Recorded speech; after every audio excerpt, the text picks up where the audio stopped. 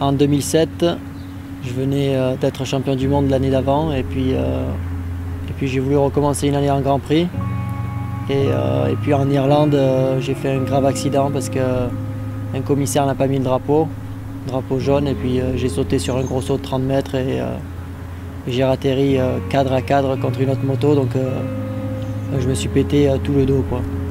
Je me disais mais ils vont la lever cette moto, ils vont la lever, et jamais il levait la moto. Et Christophe, je savais qu'il était parti pour un tour chrono, il était vraiment bien dans toutes les partielles, il allait faire la pole facilement et il a atterri sur la moto, et là je l'ai vu monter en l'air et là j'ai compris qu'il y avait à avoir un problème, quoi. C'était vraiment pas évident parce que je sentais plus du tout en dessous de mon ventre jusqu'en haut de mes jambes dès le début, donc on savait qu'il y avait quelque chose qui allait pas du tout. C'était vraiment très difficile en Irlande parce qu'ils ne voulaient pas nous laisser partir de l'hôpital. Et ensuite, grâce à Olivier Dufour, on a réussi à se libérer de l'hôpital après 3 ou 4 jours là-bas. Quand il y a des pathologies comme avec Christophe, il est préférable évidemment de faire un geste dans les 6 heures. Là on a attendu 3 jours si je me souviens bien. Et évidemment Christophe est arrivé le vendredi soir, très faible et avec une pathologie importante. Et le problème donc c'est la queue de cheval, c'est l'extrémité de la moelle épinière qui est comprimée par la fracture de S2, S3, la deuxième vertèbre sacrée, la troisième vertèbre sacrée. Et le problème est surtout sensitif et moteur, c'est-à-dire que toute la zone du périnée est insensible.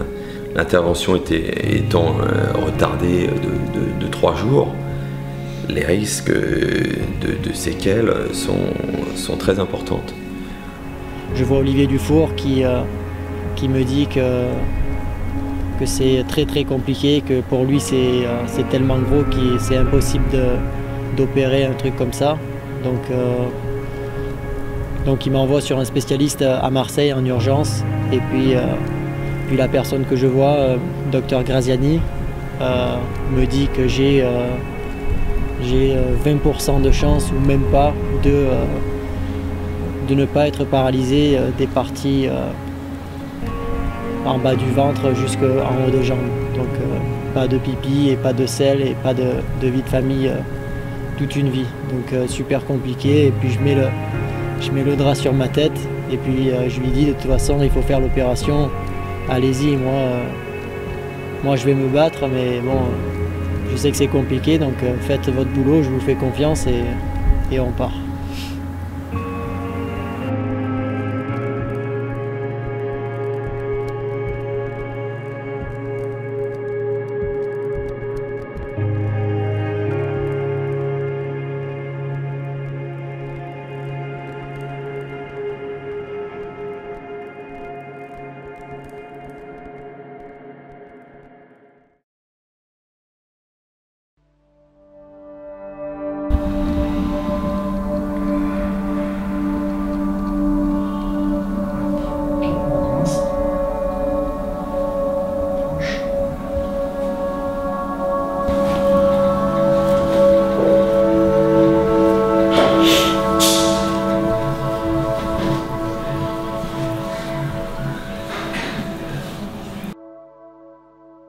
En centre de rééducation, donc pendant 2 mois dans ce centre à Marseille, j'étais obligé de rester allongé, donc je pouvais pas, comme j'étais paralysé, comme je vous l'ai dit, le bassin, etc., je pouvais pas bouger de droite à gauche, donc je pouvais pas me lever ou faire quoi que ce soit. Donc je suis resté 2 mois dans ce centre, et ensuite ça s'est très mal passé parce que c'était beaucoup trop dur, et je suis arrivé jusqu'à perdre 15 kilos, donc là on s'est vraiment inquiété, et ensuite mes parents ont repris le dessus et sont venus me chercher à ce centre, et on est parti directement le lendemain pour rentrer pendant 2-3 mois à la maison pour ensuite reprendre un petit peu des forces, mais les cachets étaient tellement forts que je perdais complètement mes moyens, et je ne savais plus du tout ce que je disais.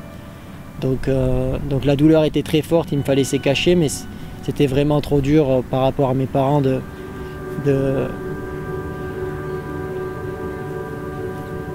de raconter de leur dire des méchancetés alors que j'y pensais pas du tout. Donc, ensuite, on a décidé de commencer à d'arrêter un peu ces cachets, préférer avoir mal, mais revenir comme un peu dans la vie de tous les jours comme avant.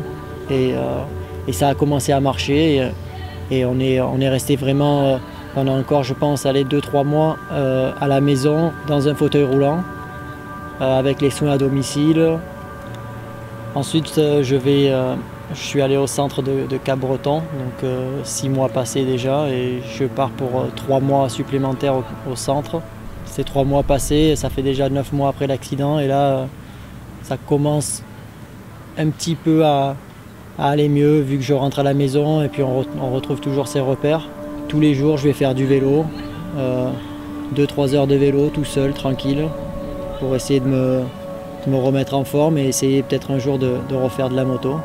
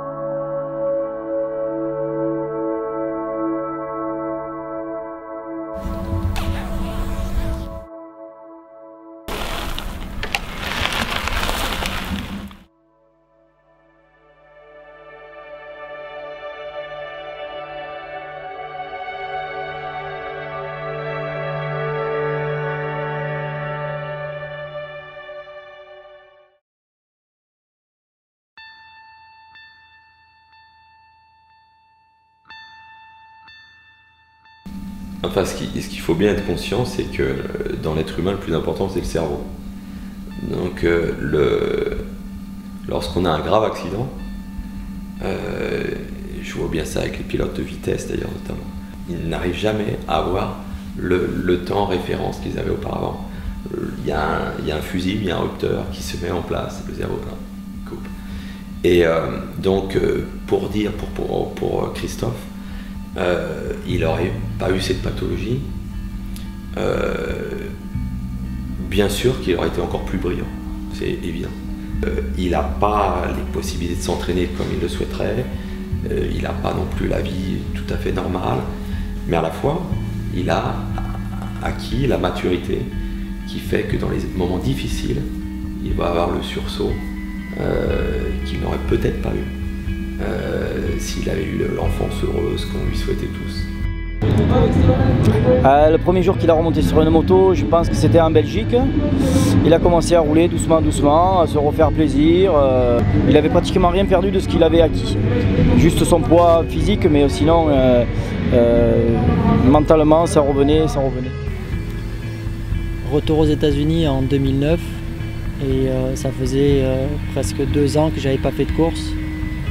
Donc j'ai vraiment envie de bien faire, et puis en supercross j'ai toujours bien roulé, beaucoup de facilité sur la moto, et donc tout l'hiver on a vraiment bossé avec le team Pro Circuit, et je savais que la moto c'était une des meilleures, donc je suis arrivé sur la première course et bon, je me suis concentré sur le départ, un très bon départ, et ensuite 15 tours comme si c'était juste un tour, parce que je ne pouvais pas fatiguer après toutes les épreuves que j'avais endurées. Ah, les sensations, ouais. À Houston, quand il gagne, c'était incroyable, quoi. C'était impressionnant, parce que bon, en plus on n'était pas là, nous. Mais bon, 15 jours avant, il s'était cassé la clavicule, et 15 jours après, il gagne l'épreuve, donc c'est vraiment phénoménal, quoi. Après mes 2 années, 2009 et 2010 aux États-Unis, j'ai eu 2 titres en supercross, et puis bon, j'ai perdu 2 titres Route d'Or à cause d'une casse mécanique et une blessure. Et donc j'étais vraiment content d'avoir ces 2 titres. C'est pour ça qu'ensuite j'ai voulu essayer quelque chose d'autre, quelque chose de nouveau pour monter en 450.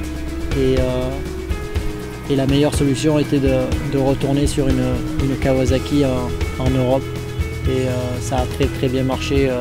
On a réussi à avoir des podiums directement en Grand Prix, ce qui était très bien pour un tout début en 450.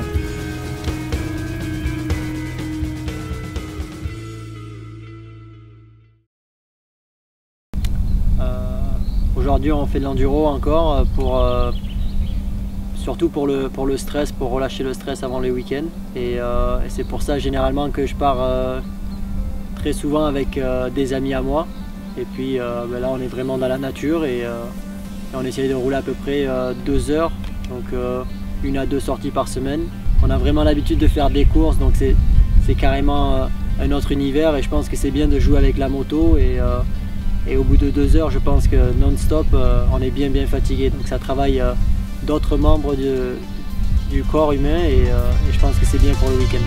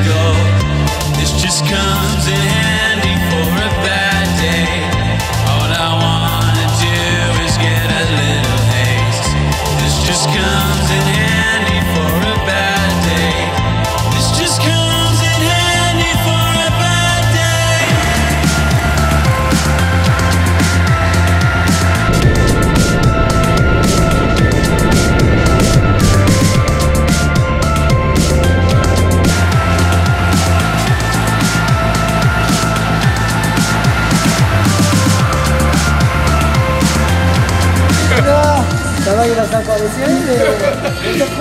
C'est 300 ou 80. Ah, t'as fait un beau tour parce que quand t'étais derrière. Derrière, et puis une fois que t'étais... je t'ai laissé passer, Voilà, t'étais plus rapide. C'est dommage que tu vas pas revenir avec la faute ce soir. Hein. On sait pas encore ça. Ah, c'est sûr. Je pense que je vais descendre en même temps.